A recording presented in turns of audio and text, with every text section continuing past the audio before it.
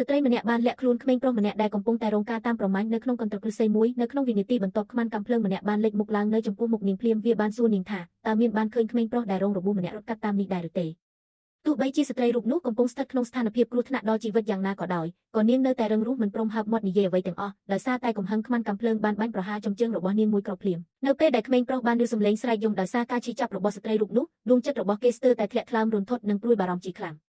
ងចំពេលដែលខ្មាន់កាំភ្លើងបំរុងនឹងបាញ់មួយគ្រាប់ទៀតដើម្បីផ្ដាច់ជីវិតនាងស្រាប់តែបាក់ពួកម្នាក់ទៀតរបស់វាបានរត់មកដល់រួចនិយាយថាក្មេងប្រុសនោះហាក់ដូចជារត់គេចខ្លួនទៅទីខាងកើតបាត់ទៅហើយខ្មាន់កាំភ្លើងក៏បានប្រញាប់រត់ដេញតាមទៅភ្លាមដែលធ្វើឲ្យស្ត្រីម្នាក់នោះអាចរំដោះជីវិតរួចផុតពីគ្រោះមហន្តរាយដ៏ធំមួយនេះបានទាំងប្រផិតប្រផាយ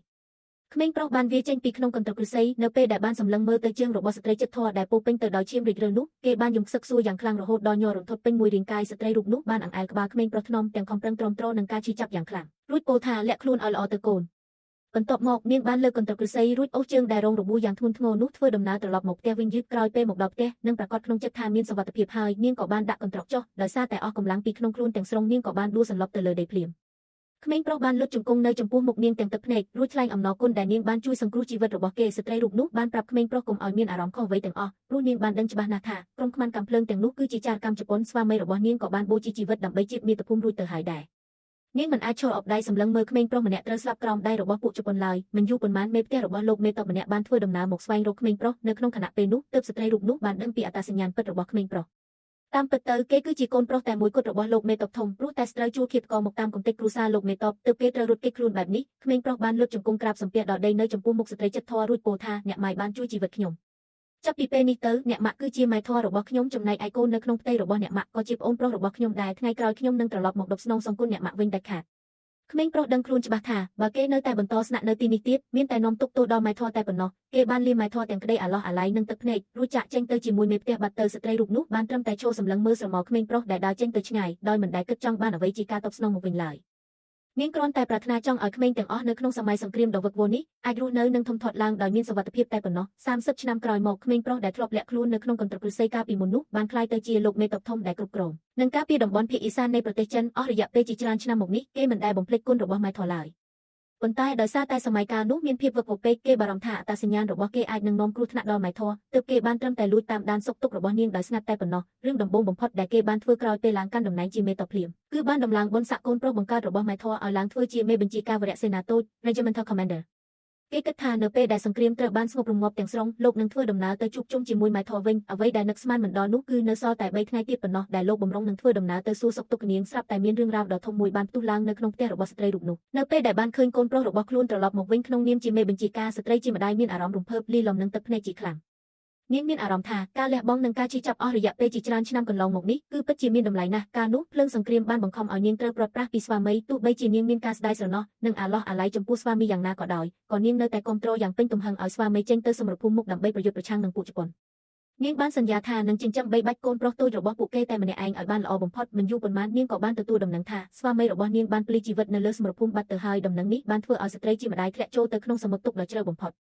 នៅក្នុងសម័យកាលនោះជំនឿចិត្តតែមួយគត់ដែលជួយឲ្យនាងមានជីវិតរស់នៅបន្តទៅមុខទៀតបានគឺការបង្កើតកូនប្រុសម្នាក់នេះនិងចិញ្ចឹមគេឲ្យធំដឹងក្តីនៅឆ្នាំបន្តមកទៀតនាងបានលះបង់កម្លាំងកាយចិត្តនិងញើសឈាមទាំងអស់ដើម្បីចិញ្ចឹមកូនប្រុសឥឡូវនេះនៅពេលដែលឃើញកូនប្រុសបានក្លាយជាមេបញ្ជាការនាងមានអារម្មណ៍កក់ក្ដៅនិងធូរទ្រូងជាខ្លាំងនាងមិនបានធ្វើឲ្យបំណងប្រាថ្នារបស់ស្វាមីដែលស្លាប់ទៅខកបំណងឡើយស្រាប់តែថ្ងៃមួយមានឡានទំនើបមួយគ្រឿងបានមកឈប់នៅពីមុខផ្ទះរបស់នាងបុរសដែលដើរចុះពីលើឡាននោះគឺវាជនជាស្វាមីរបស់នាងដែលនាងគិតថាស្លាប់បាត់បង់ជីវិតជាច្រើនឆ្នាំមកហើយនោះឯងនៅក្បែរចង្កេះរបស់គេមានស្ត្រីវ័យក្មេងស្រស់ស្អាតនិងជាកូនស្រីអ្នកមានម្នាក់ដើរមកជាមួយផ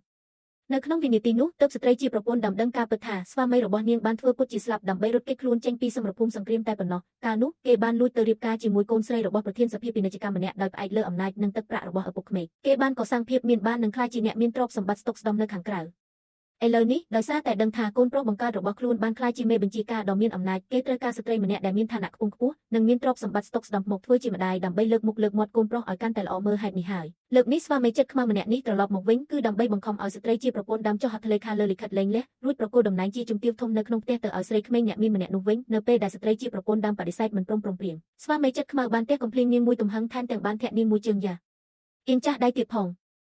នៅពេលដែលក្រឡេកឃើញស្នាមរបួសនៅលើជើងពីការរបស់ប្រពន្ធដើមស្វាមីចិត្តខ្មៅបានបង្ហាញរកពីខ្ពើមអើមយ៉ាងខ្លាំងវាបាននិយាយថាក្រោយពេលលែងលះគ្នាហើយវានឹងផ្ដល់ប្រាក់ចំនួន$10ឲ្យនាងរួចបង្ខំឲ្យនាងប្រញាប់ចុះហត្ថលេខាលើលិខិតលែងលះឲ្យបានឆាប់រហ័សចំពេលនោះដែរកូនប្រុសរបស់នាងក៏បានធ្វើដំណើរត្រឡប់មកដល់ផ្ទះល្មមស្ត្រីជាម្ដាយគិតថាកូនប្រុសរបស់ខ្លួនច្បាស់ជាចេញមុខមកការពារនាងមិនខានប៉ុន្តែអ្វីដែលហួសចិត្តនោះគឺកូនប្រុសម្នាក់នេះបានដឹងរឿងរ៉ាវទាំងអស់ថាឪពុករបស់គេបានលួចទៅមានប្រពន្ធចុងជាអ្នកមានទ្រព្យសម្បត្តិរួចទៅហើយគេថែមទាំងបាននិយាយទៅកាន់ម្ដាយបង្កើតរបស់ខ្លួនវិញថាឥឡូវនេះខ្ញុំជាមេបញ្ជាការដ៏មានអំណាចនិងមានមុខមាត់នៅក្នុងសង្គមបើមានម្ដាយជើងខ្វិនម្នាក់បែបនេះវានាំតែឲ្យខ្ញុំខ្មាស់គេឯងតែប៉ុណ្ណោះពេលសម្ដីកូនប្រុសបង្កើតនិយាយបែបនេះស្ត្រីជាម្ដាយខឹងនឹងឈឺចាប់រហូតស្ទើរតែធ្លាក់ថ្លើមនិងសន្លប់បាត់ស្មារតីនាងមិនចង់ជឿទាល់តែសោះថាកូនប្រុសដែលនាងបានខំប្រឹងចិញ្ចឹមបីបាច់ថែរក្សាទាំងការលំបាកលំបិនអស់រយៈពេល30ឆ្នាំកន្លងមកនេះហ៊ានហើបមាត់និយាយសម្ដីអកតញ្ញូបែបនេះដាក់នាងឡើយស្រីក្មេងអ្នកមានបានឆ្លៀតឱកាសនេះនិយាយបន្ថែមថាការត្រឡប់មកវិញលើកនេះតាមពិតទៅគឺជារៀបចំនិងជាគំនិតរបស់កូនប្រុសរបស់នាងផ្ទាល់តែម្ដង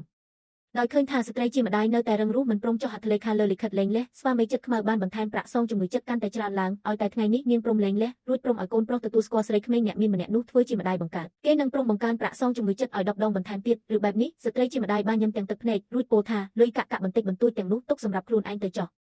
ថ្ងៃនេះមិនមែនពួកឯងជាអ្នកបោះបង់ចោលយើងទេគឺយើងជាអ្នកដេញក្បាលពួកឯងនិងសុំលែងលះជាមួយពួកឯងវិញទេនៅក្នុងវិនាទីនោះលោកមេតបធំកូនធរដែលធ្វើដំណើរមកដើម្បីតបស្នងសងគុណនោះបានធ្វើដំណើរមកដល់ច្រកចូលភូមិល្មមមេផ្ទះបានប្រញាប់រត់មកជម្រាបនិងរាយការណ៍ពីរឿងរ៉ាវទាំងឡាយដែលកំពុងតែផ្ទុះឡើងនៅក្នុងផ្ទះរបស់ម៉ែធរឲ្យលោកបានជ្រាបគ្រប់រឿងរ៉ាវនៅពេលដែលបានដឹងថាអបុរសចិត្តខ្មៅក្បត់គុណនោះបានទៅមានស្រីថ្មីថែមទាំងរួមដៃគ្នាជាមួយកូនប្រុសបង្កើតមកធ្វើបាបនិងជិះជាន់ម៉ែធររបស់ខ្លួនបែបនេះលោកមេតបធំមានកំហឹងជាខ្លាំងរហូតភ្នែកឡើងក្រហមដូចជាភ្លើងលោកមិនបង្អង់យូរឡើយរួចប្រញាប់សម្ដៅទៅកាន់ផ្ទះរបស់ម៉ែធរភ្លាម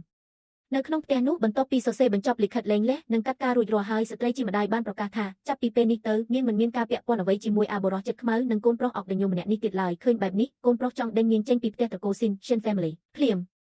ស្ត្រីជាម្ដាយបានទៅវិញថាអស់រយៈពេល20ឆ្នាំកន្លងមកនេះទ្រព្យសម្បត្តិនិងកិច្ចការងារទាំងអស់នៅក្នុងផ្ទះត្រកូលស៊ីនគឺជារូបនាងជាអ្នកមើលថែនិងគ្រប់គ្រងទាំងអស់អ្នកដែលត្រូវដេញក្បាលចេញពីផ្ទះនេះគឺពួកឯងដែលជាមនុស្សក្រៅទៅវិញទេនៅក្នុងខណៈពេលនោះស្រីក្មេងអ្នកមានបានខ្សឹបប្រាប់កូនប្រុសថាភ្ញៀវកិត្តិយសដ៏មានអំណាចដែលត្រូវមកចូលរួមក្នុងកម្មវិធីជប់លៀងចិត្តធ្វើដំណើរមកដល់ហើយប្រសិនបើស្ត្រីម្នាក់នេះនៅតែមិនព្រមចាកចេញទៅទេនាងបានណែនាំឲ្យប្រើប្រាស់កម្លាំងបាយដើម្បីវាយដេញនាងចេញតែម្ដងទៅក្រោយពេលបានឮសម្ដីរបស់ស្រីក្មេងអ្នកមានកូនប្រុសអកតញ្ញូបានទាញរំពាត់មកវាសំពងទៅលើម្ដាយបង្កើតរបស់ខ្លួនយ៉ាងចាស់ដៃនិងបានប្រកាសកាត់ការម្ដាយបង្កើតភ្លាមស្ត្រីជាម្ដាយមិននឹកស្មានទាល់តែសោះថាកូនប្រុសដែលនាងបានខំប្រឹងចិញ្ចឹមនិងស្វាមីដែលនាងបានខំប្រឹងរង់ចាំអស់រយៈពេល30ឆ្នាំកន្លងមកនេះបែរជាមកធ្វើបាបនិងខូខើដាក់នាងដល់ថ្នាក់នេះឡើយ